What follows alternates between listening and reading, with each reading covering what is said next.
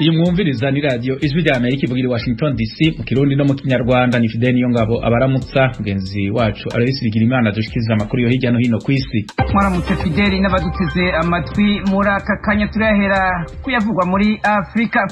Leta ya Burkina Faso yavuze ejo ku munsi w'Imana ko yishe abakora iterabwoba bashika kuri 30 yongera ifatamwo amajana 3 ni mu bikorwa bya gisirikare byabereye ku rubibe ico gihugu gihana na Cote d'Ivoire, Ghana hamwe na Togo mu ndwi iheze.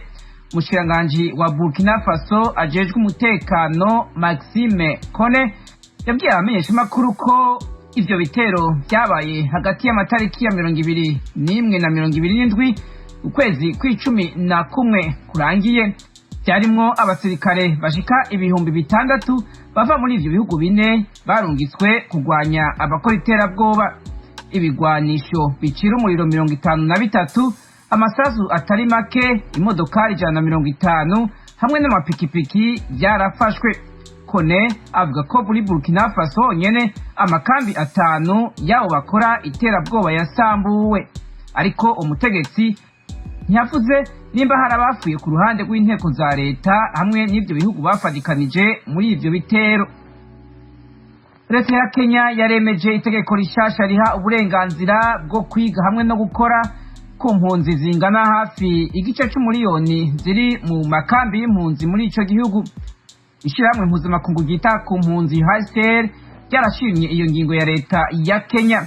Umuvugizi waryo muri Kenya Eugene Byum avuga ko ibi bizotuma impunzi ziyumvamwo ko zihabwa agaciro mu rugo rwabo rushasha muri Kenya. Iri tegeko rishasha rije mu gihe mu mwaka uza ariho Kenya itegekanya kugara amakambi 2 manini y'impunzi ahaye indaro izirenga 400,000 ziva mu bihugu bya Somalia hamwe na Sudani y'ubumanuko. Tukiri muri Afrika, Ethiopia yagiriza urubuga ngurukana makuru Twitter guhagarika amakonte y'abashigikiye leta bacisha kuri urwo rubuga amabi akogwa n'abaroberi bo mu ntara ya Tigre. Umuvugizi wa leta Bilene Seyum yabivuze ejo ku munsi wa kabiri. Urubuga Twitter rwarakoreshejwe cyane n'umushikiranganje wa mbere wa Ethiopia Abiy Ahmed ndetse n'abarwanya leta bo mu hari TPLF mu gukokeza no kwamamaza ko batsinze ku rubuga rw'intambara. Abasirikare ba Ethiopia hamwe n'aba Eritrea baragirijwe akatari gakubwicanyi kivunga hamwe no gufata abakenyezi ku nguvu muri Tigre. Mu bihe bya vuba bihitiye naho umuhari TPLF nawo waragirijwe ibyaha bisa n'ivyo mu migwano yabereye mu ntara za Afar hamwe na Amhara.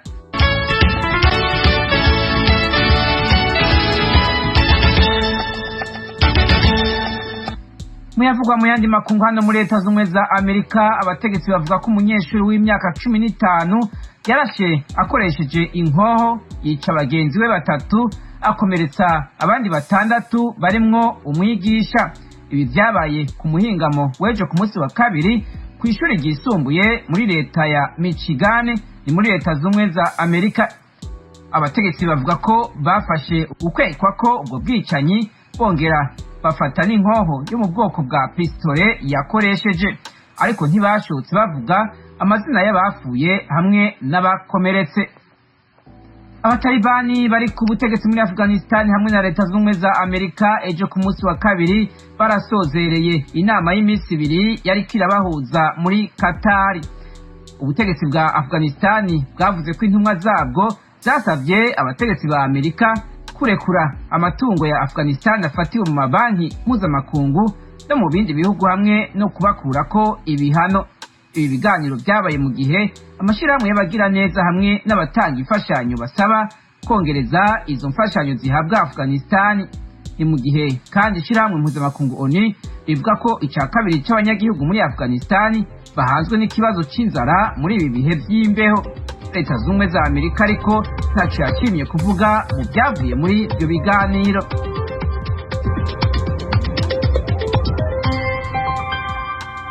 Urakoze Alois Bigirimana kudushikiriza ayo makuru.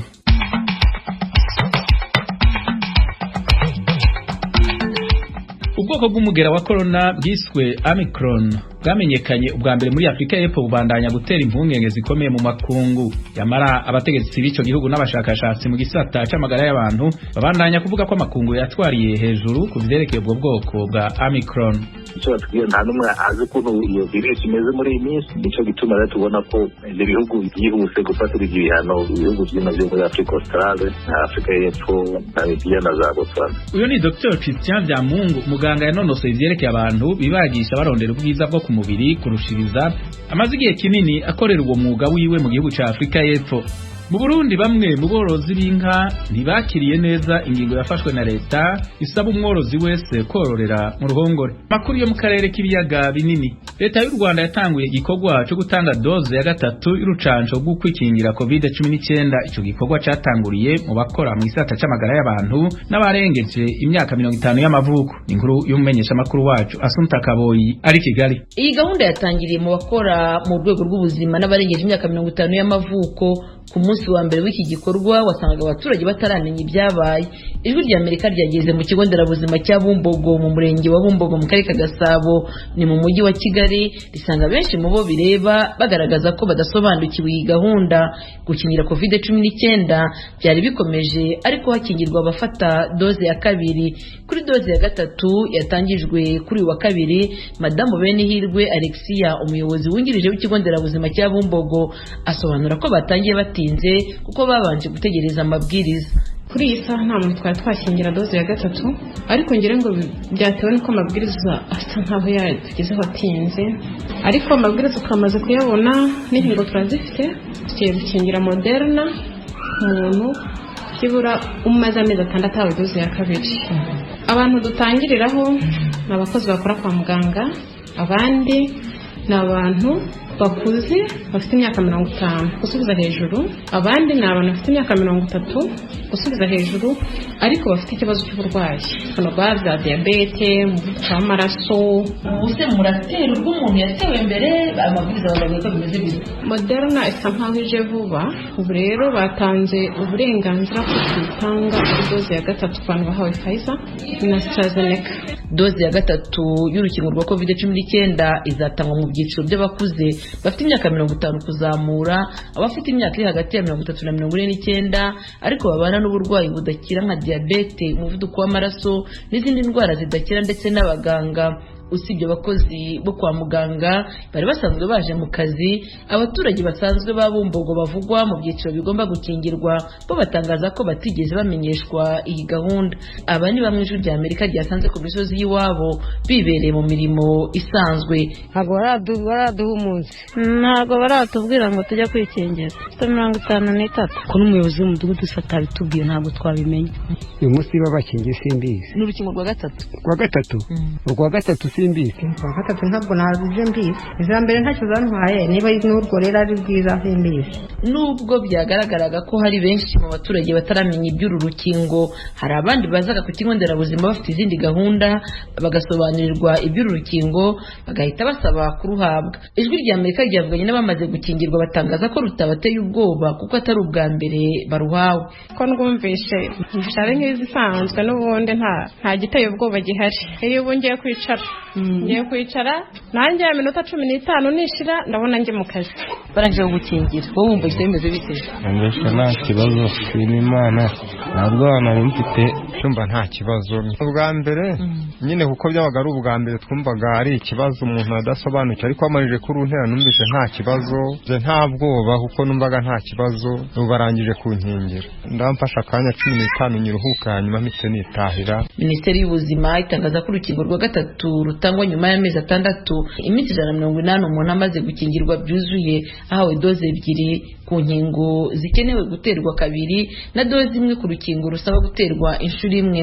Minisiteri y'Ubuzima ivuga ko ari mu rwego rwo gushimangira ubudahangarwa bw'umubiri nyuma yaho havugiwe ubundi bwoko bushya bwa COVID-19 buzwi ku izina rya Omicron. Imibare itangazwa na Minisiteri y'Ubuzima ya buri munsi igaragaza ko kugeza kuri uyu wa mbere abantu 5,964 na 568 aribo bamaze guhabwa doze ya mbere y'urukingo, mu gihe abagera kuri 3,389 15,968 aribo bamaze guhabwa doze zombi.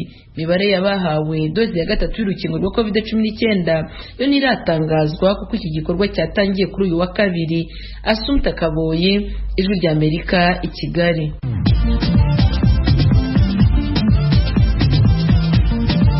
Ijwi rya Amerika.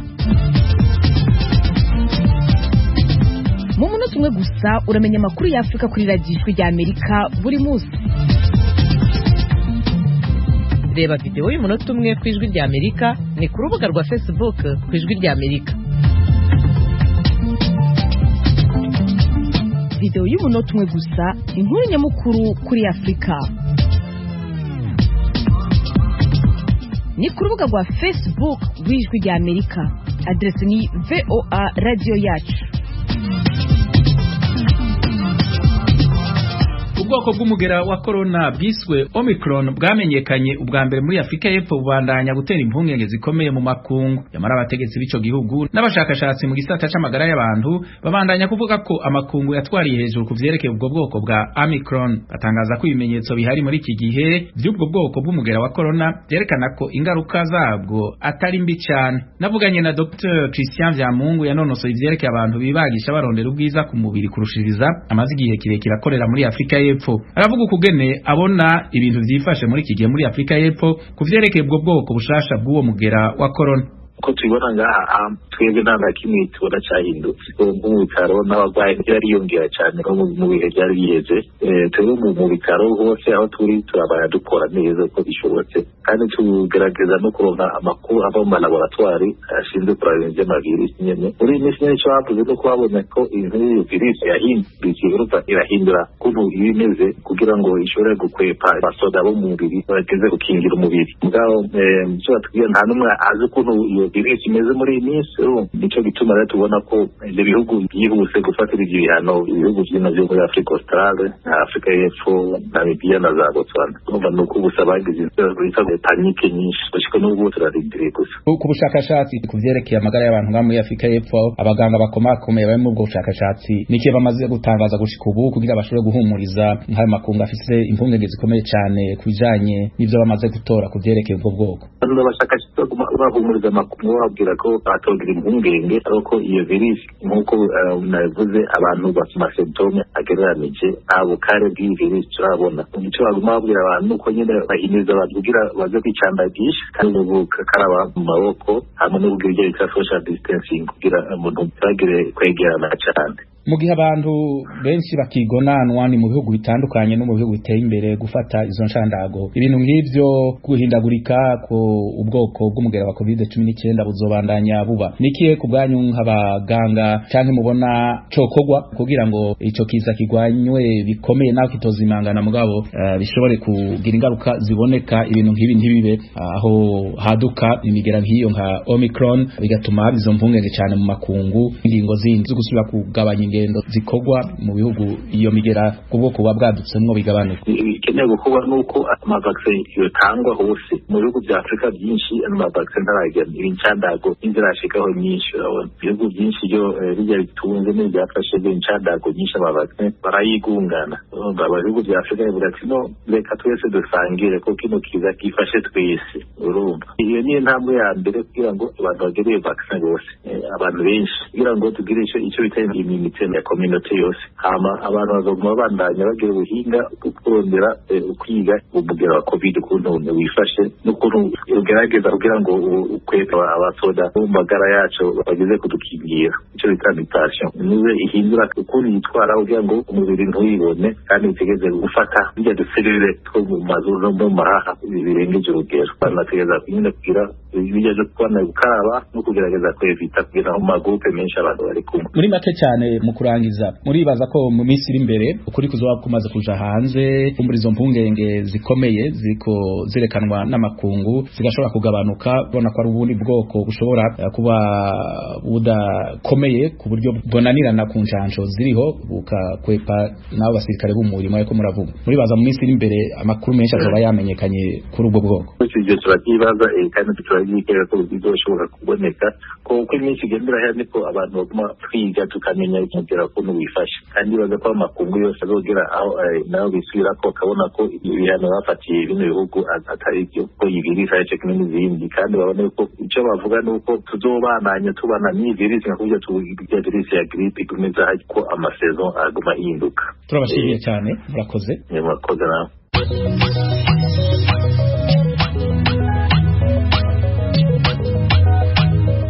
Nshuti z'ijwi ry'Amerika uretse kuri FM musanzwe mutwumviraho mushobora kudukurikira no ku mirongo migufi bita short waves kuri metero 25 ni ukuvuga kuri kilohertz 11,835 buri munsi ni kuva kuwa mbere kugera kuwa gatanu kuva saa 2:30 kugera saa 3 no kuva saa 3:30 kugera saa 4 ku mugoroba.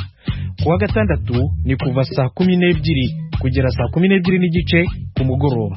Ijwi ry'Amerika kuri metero 25 kilohertz 11,835.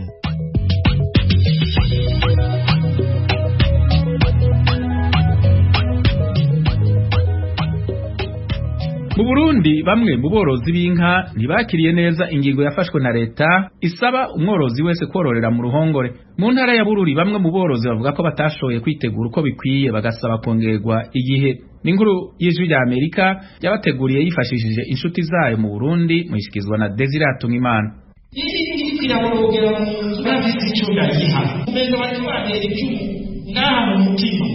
Uwo ni umwe mu borozi b'inka mu ntara ya Bururi mu manuko bw'igihugu atarumva neza umugambi wa leta wo kororera ibitungwa mu ruhongore washizwe mu ngiro kuva ku igenekerezo rya 4 Gitugutu umwaka wa 2021.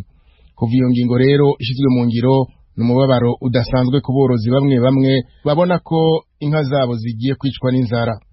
Byambabaje nuko inka zanjye ziguma mu nzu iri kwiraborogera mu nzu umenga batwatera icumu ngaha mu mutima iboroga nafise icyo ndayiha. Nifatiye ko akarorero ndabona ko umenga ibyo bintu n'amananiza inka kuzuguranira mu nzu mbona umenga ni ikibazo kitoroshe cyane.